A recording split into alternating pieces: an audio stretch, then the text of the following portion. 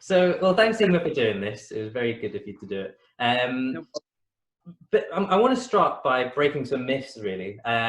One of my views is that one of the greatest strengths of the ADI also poses its largest challenge. And what I mean by that is, so you've got no partner in industry, and your educational output isn't based around these consensus statements that come out every few years.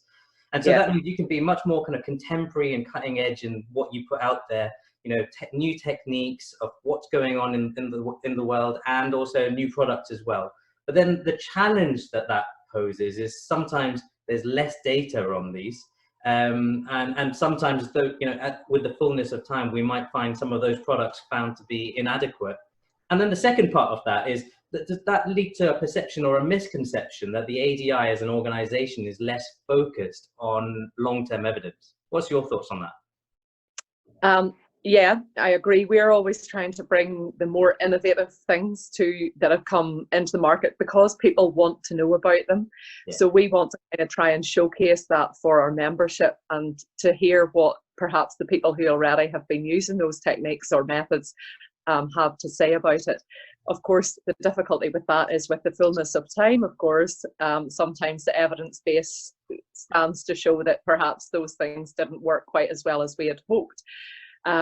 But we at the ADI have addressed that. We think in that we have brought along Professor Nikos Donis to provide our academic content and lead, and he is very much trying to get us to look more in a scientific way at evidence base and at picking our speakers who have got an evidence base so that we maybe don't run into those problems so much going forward, because of course with the increasing litigation in dentistry, we want to be sure that we're not giving members the wrong messages about going out and trying things that perhaps with the fullness of time turn out not to be things that are really reliable. So yes, we're very conscious of that, and maybe in the past there has been a tendency to just go with things because they are the latest, most faddy thing.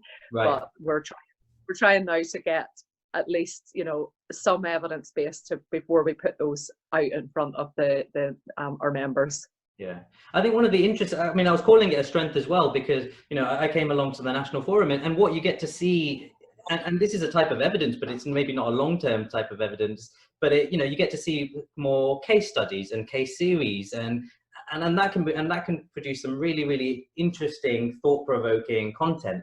So I do think it's interesting. It just as you say, it does provide these challenges which you're addressing as well.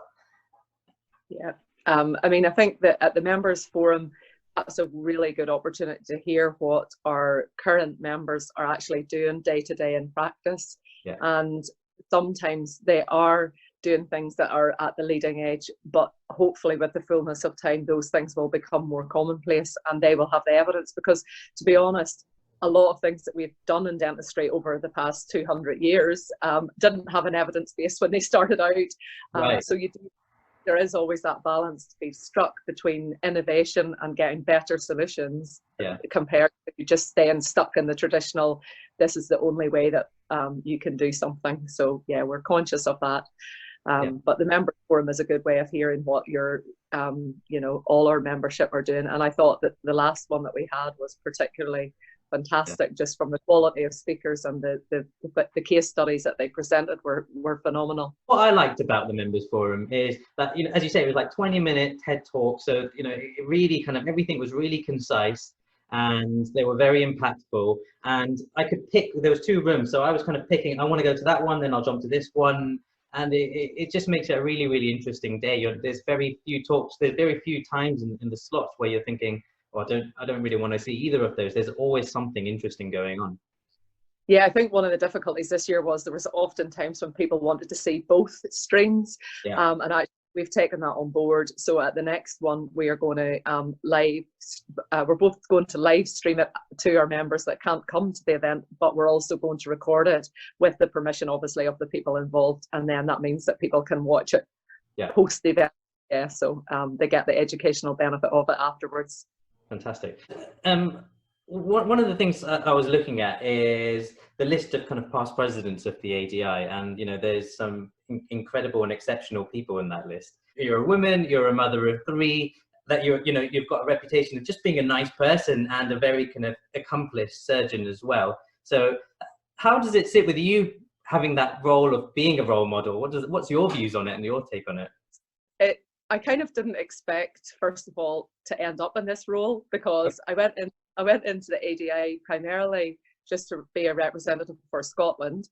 And the reason that I wanted to do that was because I felt the study clubs needed a bit of, let's say, streamlining. So I kind of went in with this ambition that I wanted to try and help make the education more accessible. Yeah. However, what we always need is people that we kind of look up to and aspire to be like. And I know myself that many of my role models, of course, are men, because they tend to be in the prominent positions. Yeah. But I don't think it really needs to be based on gender. I think it's just having people that you think, oh yeah, they've been able to do that, therefore why can't I? And let's start that journey. So absolutely, yeah. And I don't think it should just be, about whether I'm male or female, but obviously because there aren't that many women, it then makes you stand out a bit more. And I'm going to work quite closely with Charlotte Stillwell from ITI. Obviously, she's going to be the world president soon. I know her very well, and going to try and work together just to try and not to make events about women, but just to try and look at maybe aspects that have hindered us in getting to where we were. And those, by the way, are not anything to do with men holding us back. It's usually life, because you've made choices and you're looking after families and doing other things. So it's not, so it's just about being aware of those and then bringing those aspects to the table so people can hopefully not have those same barriers, or have them at least reduced for them, so that they're able to achieve what they want, maybe in a sooner time, because it's taken me a long time to get here. My next question for you, and I asked Colin this yesterday as well, is what do you think makes good leadership? What's good leadership to you? I think being conscious of other people and of their perhaps circumstance and how they've got to where they are. So basically having a personality, I think, that helps you to have empathy and understanding of other human beings and their situations, and then sort of try and be sympathetic towards those things if you can. I think that helps.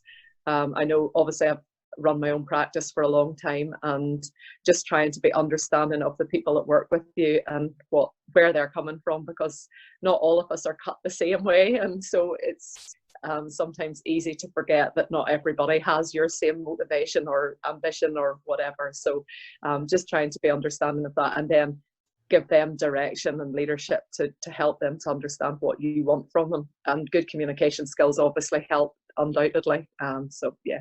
Yeah, I mean, the two things that I've got feedback on about your leadership style is that, number one, you're a very kind of people person, very people focused, and then secondly, that you're very inclusive. So a lot of the things that you mentioned there as well. So that's the kind of what people are saying about you, if you wanted to know.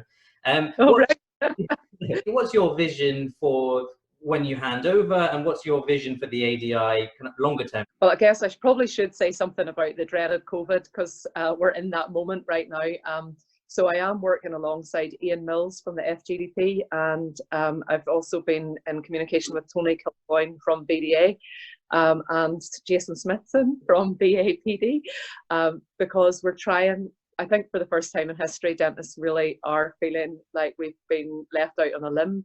And because of that, hopefully this can be a time that we get some unity, and I'm really trying to work hard behind the scenes to get us all back to work safely, but without maximum cost. So so I'm doing a bit behind the scenes with all of that. So I guess if you want to know what I'm doing right now, that's what I'm trying to do behind the scenes. What I'm doing kind of in front of the scenes is we're over the next couple of weeks, we're going to have some live webinars with the past presidents of the ADI, which will be streamed online to try and hear what their views are, basically not just about now, but about how they got to where they were, and the sort of what their lives are like right now, and to try and encourage people to kind of stick with it and stay centered, because it is a very challenging time. As far as the long term goes, obviously we've got our Congress coming up, so I'm busy trying to get that organised with all this uncertainty hanging over us. It's really a bit challenging, but we're pressing forward with that because we've got hopes that that'll be a good event for everybody to come back and celebrate and be happy at. We've got all the speakers. Just tell people, what's the theme of this conference that's coming up, or the Congress that's coming up? Latest techniques and presenting the for and against. So it's going to be, it's called the Great Debate, about the current debates in dentistry, in implant dentistry, and having some of the top speakers from all over the world discuss, what they think. Like we've got Otto Zur talking about envelope technique, and then somebody else talking about tunnel technique, Reno Burkhardt. And so it's all about trying to put what instances you would use those for, and what the evidence is to support the use of that technique. So they're kind of the more things. Digital dentistry as well will form a part of it too. So and PRP and all of that. So a lot of the things that people want to know about that are current, but maybe still people are unsure whether they should be employing those techniques or when they should be doing it, and we want to get that message across to them. The first day is going to be all hands-on, so we're going to have hands-on, which we've never had before. I wanted to come to costs and benefits. So how much does it cost for an ADI member, and what do they get for that money? It's about £285 for that for the year, and that includes also access to dentinal tubules as a full member. So actually the membership to dentinal tubules is about that, so you could actually just get your ADI membership thrown in almost for free. And then we provide the members' benefits are the members forum, which is obviously free to go to. We have study clubs which are free to go to in your local area. There's about 4 a year. Obviously this year that's a wee bit disrupted, but we're going to try and produce a lot of those as webinars now, just over the next few months, so that people can still engage with us.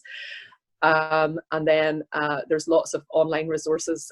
There's a very exciting development in education that's coming out quite soon, a sort of resource. I'm not going to tell you too much about it because it hasn't hit, we haven't got it sorted yet, but hopefully that'll provide us with some new resources for people as well. And I think the main membership benefits actually meeting the other members and getting to know the people and that are doing the same kind of work, and having that support and maybe mentorship from people that you've met through that through the ADI.